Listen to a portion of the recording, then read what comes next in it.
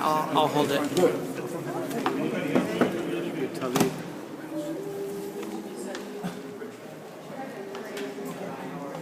Okay, thank you. I'm Rabbi Arthur Costco. This is Rabbi David Schneier, Rabbi Jerry Serrata, and a group of religious folk who would like to meet with Congressman Cantor. Okay, the congressman's not in at the moment. Is his chief of staff available? She's actually not here at the moment either. Is someone who's dealing with the issues of the budget and the debt here? I mean, I'd be happy to listen to your concerns or ask them.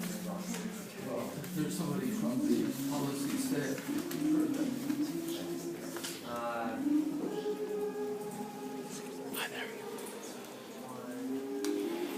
I think they're in a meeting.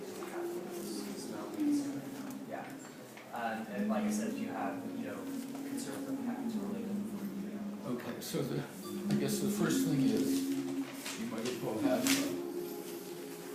printed thing for them to share, but let us also in our different voices, say why we're here. Okay. We're here to urge Congressman Cantor, as well as the rest of the Republican leadership, to move forward with a clean bill on the budget, to get it passed expeditiously, and to take up the debt question, and to change the debt limit, and do that expeditiously before further disaster.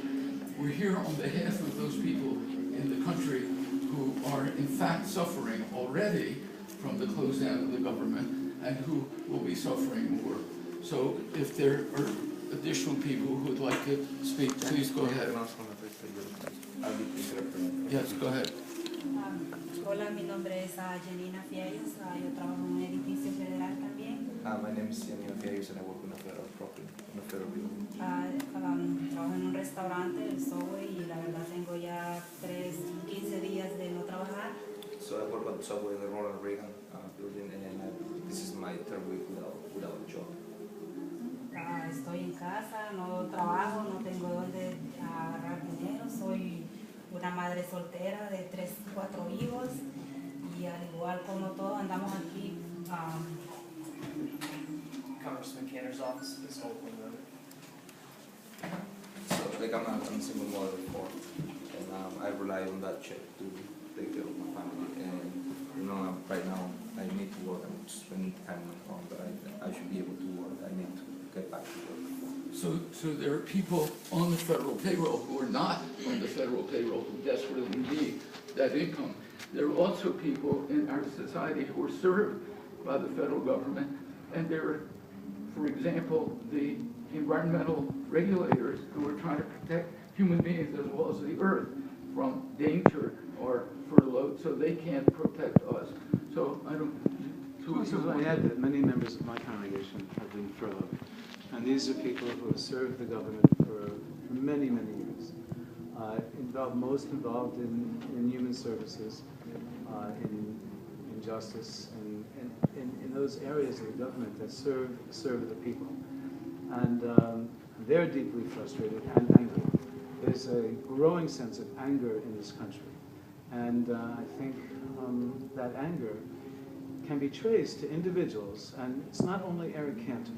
There are many individuals who are not concerned as deeply as they should be about the needs of this country, for the best, for the greater number. And so that's the concern I bring. I, as a religious leader, deeply upset, deeply concerned. I see so much in the way people speak to each other. When there was a demonstration at the White House yesterday with someone holding a Confederate flag. Okay, there's a lot of racism here and hatred. There's causeless hatred, and it needs to be addressed by Eric Cantor and by other members of Congress, because otherwise this country is doomed. That's what's happening. And so that's the kind of concern I bring, along with my brothers and sisters. I'm a retired federal employee from Glen Allen. So Eric Cantor, while it's a sigh of pride that he's in a leadership position, it does no good if he doesn't lead. And so as someone from his constituency, I urge you to send that message that one of his constituents is here, both as a representative of clergy, but also as a representative of the United States and a federal employee, that we need to get the government back up and running. That's what many people depend on. And I'm a resident of the District of Columbia, which means I have no real representation in Congress and have to rely on others to speak for us for the most part. And I live on the west side of the river, but I work on the east side, and I can tell you that this shutdown has already caused a great deal of uncertainty and outright hunger, people who can't pay their mortgages, people who can't pay their car payments because of this.